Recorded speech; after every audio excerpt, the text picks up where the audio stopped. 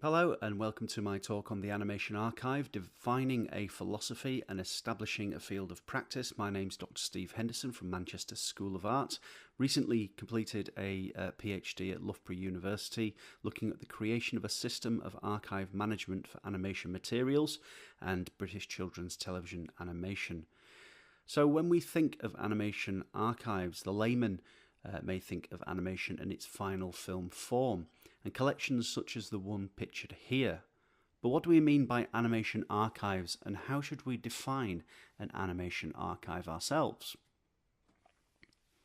First, let's look at archives. An archive is a repository of records that can be accessed publicly. Animation in its final form is held in archives internationally in places such as the BFI, and very important work is done within them. These films can be viewed and assessed critically, as can any other film. However, they do not preserve the materials from animation production, which may also be open to critical evaluation.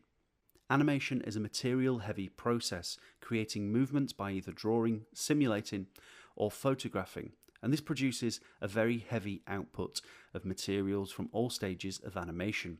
With this in mind, the finished film is only a single artifact representing the culmination of many other artifacts.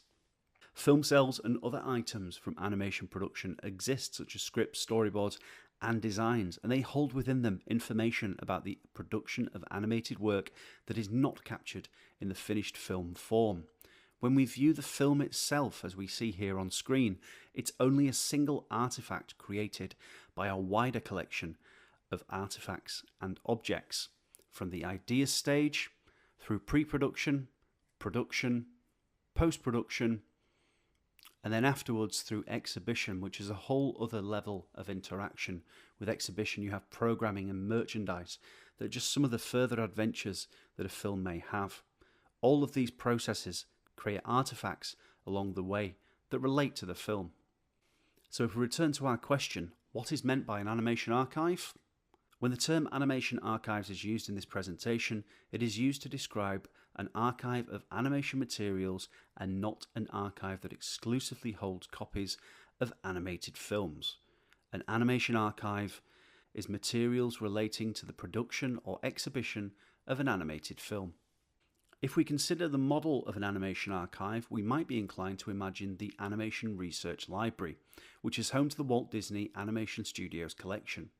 The ARL operates as an in-house resource storing millions of objects from the company's vast history.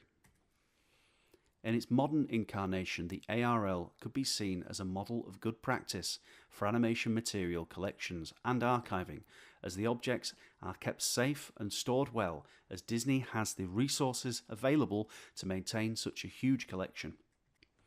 The sad reality is that animation archives are not centrally funded institutions. They largely exist in disparate isolation to one another and are handled differently according to location, without the guidance of a centrally mandated document. The popularity of a film does not mean that these collections are kept safe, and whilst Disney may have a secure vault of work, there are many companies and artists whose work has simply disappeared because they have not been safeguarded as part of a collection.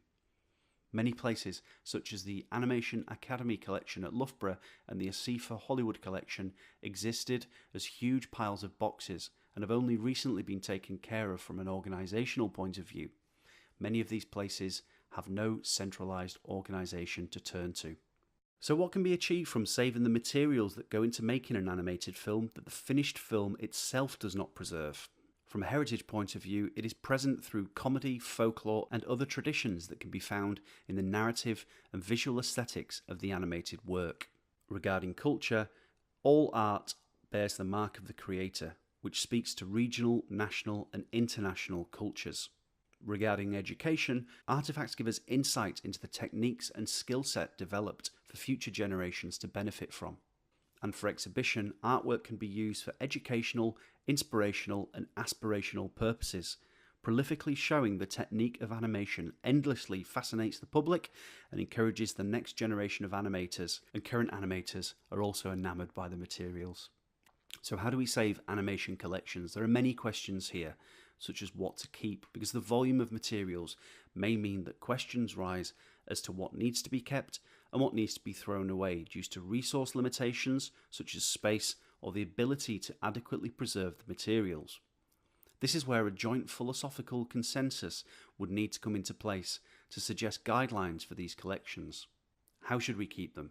The materials themselves would present the need for a set of guidelines or a handbook that operates separately to any suggestion of fonds ordering. Such a document could assist in the maintenance of the health and safety of a collection.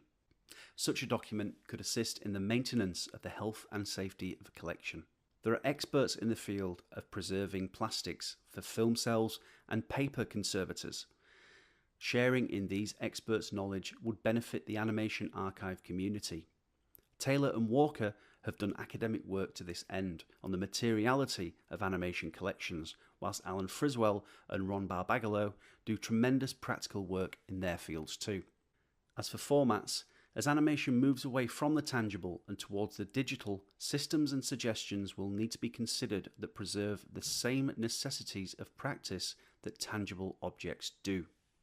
And this highlights the dangers of a digital dark age, where digital animation materials and other materials will find themselves useless in a short amount of time as they become superseded by new technology. The industry will not wait for archives to sort this problem out. They will continue to produce animation materials. It's ongoing and it outlines the need to sort this out as soon as possible. To consider the philosophy of an animation collection, we must look at how other archival practices construct an overall practice and philosophy which is specific to their medium. One such distinct archival practice is AV archiving. The information used to understand audiovisual archiving comes from Audiovisual Archiving, Philosophy and Principles by Ray Edmondson. This document is an ongoing attempt to codify the philosophy and practice of AV archiving and should be used in conjunction with other documents to guide the creation and management of an AV collection. It is a document such as this that the practices and principles of animation archiving need to be guided by if the titles of an animation archive and animation archivist are to be legitimized. At the time of writing, no such document exists for animation archiving. As a document, audiovisual archiving recognizes that archives shape the world's cultural memory. AV archives contribute to the cultural memory by preserving AV materials. This leads one to question how, without regulated archives for animation production material, is the process of animation contributing to the world's cultural memory. Edmondson argues for the legitimacy of AV archiving, which should be distinct from other archival practices. I would confidently argue that animation archives are deserving of the same distinction. In order to distinguish AV archiving as its own distinct practice, Edmondson created a list of requirements that the field needs to conform to.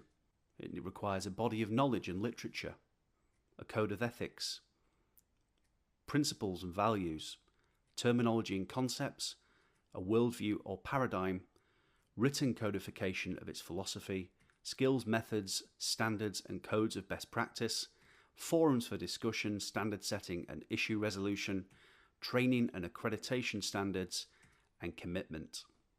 If we take the obligations listed here and put them forward with animation archiving in mind, the list quickly becomes a to-do list of the necessary requirements if animation archiving is to become recognised as its own distinct profession.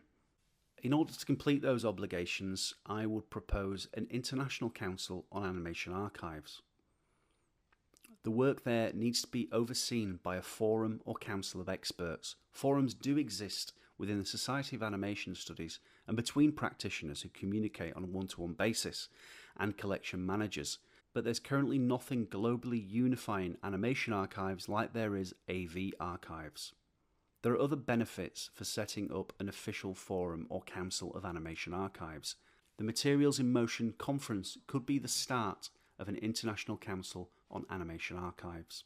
The reason that some current collections do not talk to one another is because there is no forum. This needs addressing so knowledge can be exchanged, a community of practice can be established and maintained. Such a community would continue to develop the field of animation archiving. The Materials in Motion conference is the first step in this long journey. Animation collections need organising if they are to save animation. We need organisation if we are to keep animation production in the world's cultural memory. It's good to have attempts, but we need to have a centralised, peer-reviewed and updated text that will act as a governance and guidance for those who can't contact the main body. Such a text could be used by anyone with an animation collection, and regular meetings of experts could help offer guidance and create an open communication between disparate collections, sharing knowledge, experience and skills across continents and disciplines, answering and addressing the concerns raised in this presentation and continuing to evolve in order to address future concerns. It would be great to see the momentum of this experts meeting continue to evolve into an international council on animation archives and a joint philosophy to animation archiving. I hope this presentation can lead to establishing an international council on animation archives. There are multiple places talking to one another, and it would benefit the entire animation community to bring them all together. Thank you very much for your time today. I'm very sorry I could not be there in person today, but I hope to see you at the next experts meeting, which is taking place in Manchester in 2019. In the meanwhile, please do not hesitate to contact me with any questions you may have. Thank you very much for your time today.